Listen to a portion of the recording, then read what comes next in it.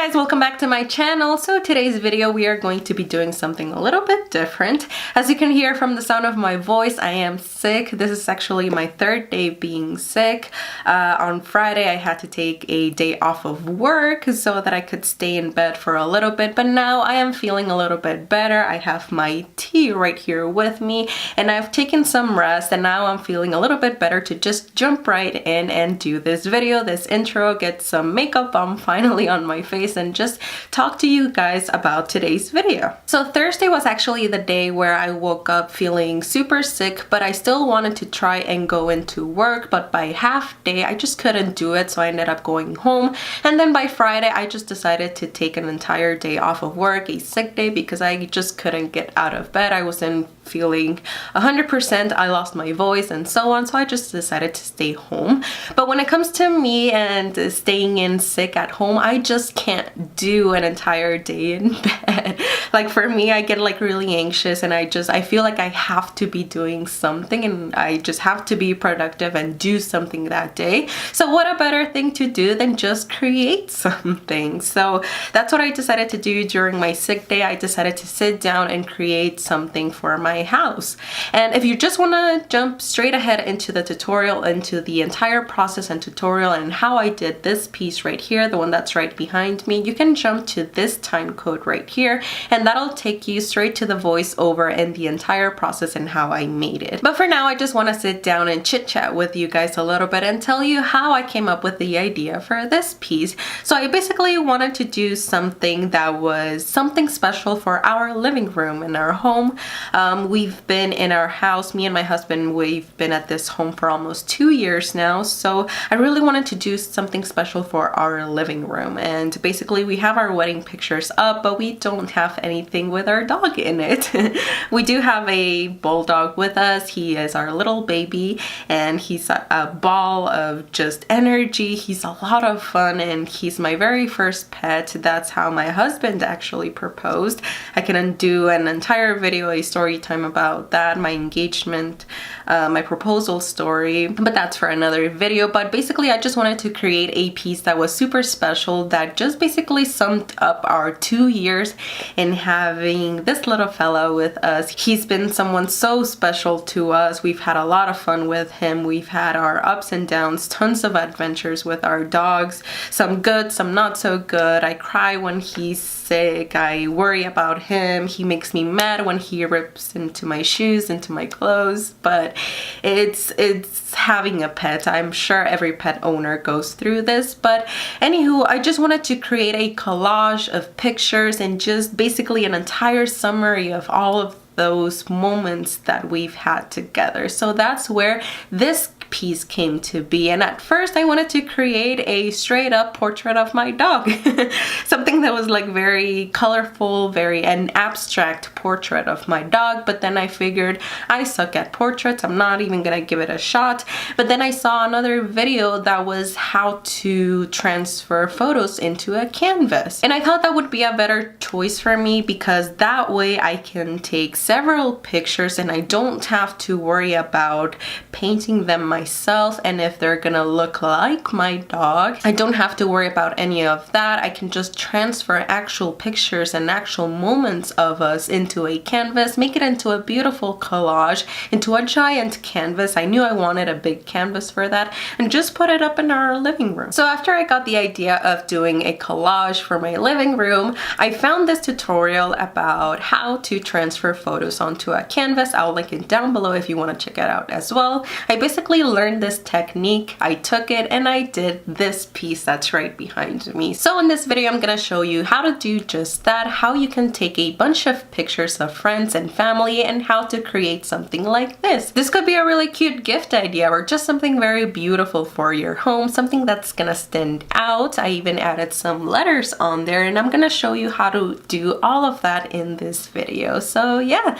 that's what we're gonna be doing today. And before we get started, don't forget to hit that like button and subscribe to my channel before you leave for more videos like this. More creativity, more makeup, more art, more fun things are coming up to this channel, so stay tuned for that. And without further ado, if you want to see how you can create something like this for yourself or for a friend, then please stay on and keep on watching.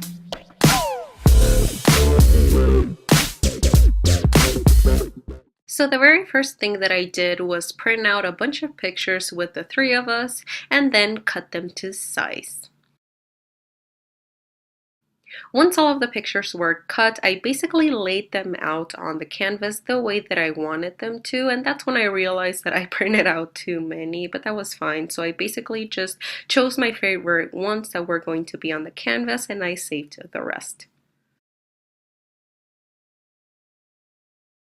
Once that was done, I took a little bit of Mod Podge, and then underneath the picture, what I would do is just lift the picture and place a small layer of Mod Podge underneath each picture. Just make sure that was laid out nice and neat, and then place the picture on top backwards. So basically front side down.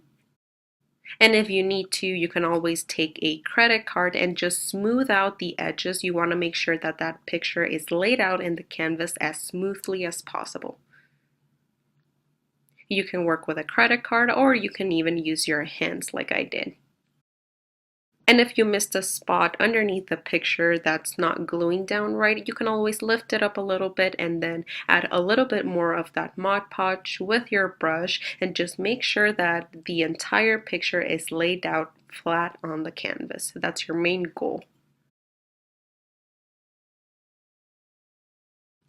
And you're going to repeat that process throughout all of your pictures, all throughout the canvas, and just to make sure that everything is laid out nice and neat and that your pictures are really attached on the canvas, you're going to do a layer of Mod Podge underneath the picture before placing it on the canvas and on top of the picture as well. So you want to sandwich your picture in between Mod Podge. So just do a layer of Mod Podge, the pictures, and a layer of Mod Podge on top. Once again, just to make sure that all of your pictures are nice and attached to your canvas. This is very important because you want that transfer process to go through perfectly with all of your pictures. Once all of the pictures are nice and glued down with Mod Podge on the canvas, you're going to wait a couple of minutes. I actually waited a couple of hours just to make sure that the Mod Podge was nice and dry before moving on to our next step. Now for the next step, we're going to take a sponge. I actually used a sponge, a Scotch-Brite that I used to wash dishes. That'll work perfectly fine for our purposes. And you're gonna soak that in water and we're gonna basically run that sponge on top of the pictures. And what you're basically doing is removing a layer of the paper to reveal the picture itself. So you're basically removing a top layer of the paper and leaving behind the layer of the paper that actually has the most pigment. So that'll reveal on the canvas, and that's what's going to quote unquote transfer the image that's going to be left behind on your canvas. That's the whole transfer thing.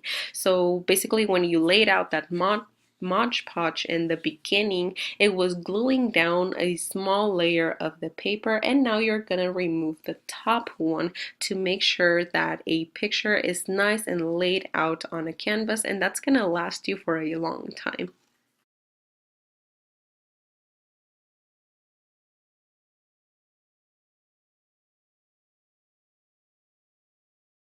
Now, I do have to warn you that this process is going to be the most time consuming, and you do have to be very patient. You have to be more patient than I was because, as you can see, I was being a little bit too aggressive when it comes to just scrubbing that sponge on top of my pictures, and I was actually removing both layers of the paper and just leaving canvas behind, and a couple of my pictures were torn, and you can see that the pictures weren't transferring completely on the canvas. They were just transferring parts of the pictures. Once again, because I wasn't patient enough, and this was my very first time trying out this technique. So you do have to be very patient and very gentle when it comes to this technique.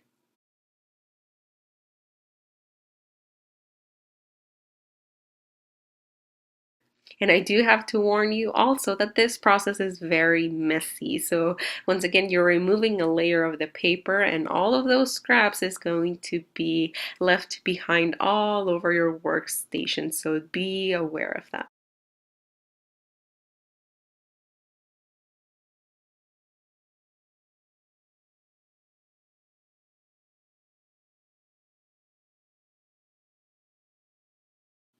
Now, according to the video tutorial that I learned this technique from, they do recommend using a laser printer for this technique. I used an inkjet printer and I could see the difference that my pictures weren't as opaque as they could be. So they do recommend using laser printers for the most clear pictures as possible. If you don't use a laser printer, then you're gonna get like this faded look like I did. I personally didn't mind it. I kind of liked the kind of like distressed look to my pictures, and you could still tell which, like distinguish which pictures were which in my case.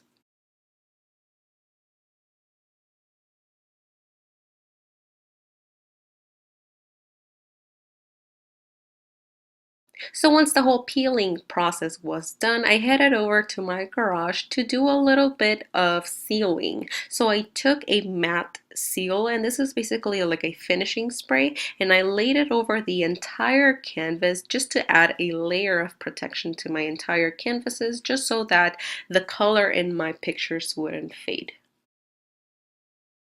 And when it comes to this spray, you can either choose from a matte finish or a glossy, but in this case I just used a matte because that's all I had laying around.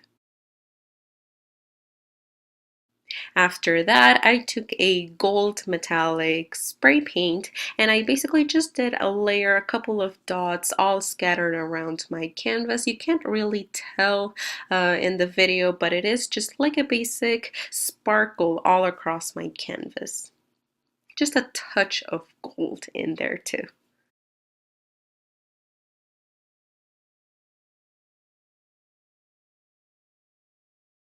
So once the spray paint was nice and dry, all of those layers were dry, I took it back inside and I basically just cut out a few letters spelling family. I laid them down on my canvas, attached those with a hot glue gun, and my entire piece was done. So this is a final look of what the piece looks like, and it's once again a technique that I'm trying out for the first time. I really loved it. I know it wasn't perfect for my first attempt, but I really like it and it looks absolutely beautiful in my living room. And that is it for this video, you guys. Thank you so much for watching. Hopefully this is something that was helpful to you. Hopefully it was entertaining. Hopefully you guys found something fun in this video. I really love how the piece came out in the end. I think it's a very beautiful representation of our 2 years with our dog. It was his birthday early on this month, so it's just been a blast. I had so much fun creating this piece on my sick day. It helped me feel a little bit better. Let me know what you thought in those comments down below, and if you have any questions, also let me know. I'll be more than happy to help you out in the best way that I can. I know that my execution of this technique wasn't the best. Again, I don't have a laser printer yet, so I wasn't able to get the best quality in my pictures, but I still liked the distressed look in the pictures and how everything came out. So yeah, let me know your thoughts. I want to thank you so much for being here. Thank you so much for watching. Take care, and hopefully I will see you all on my next video. I will sound better, promise you that. Bye guys.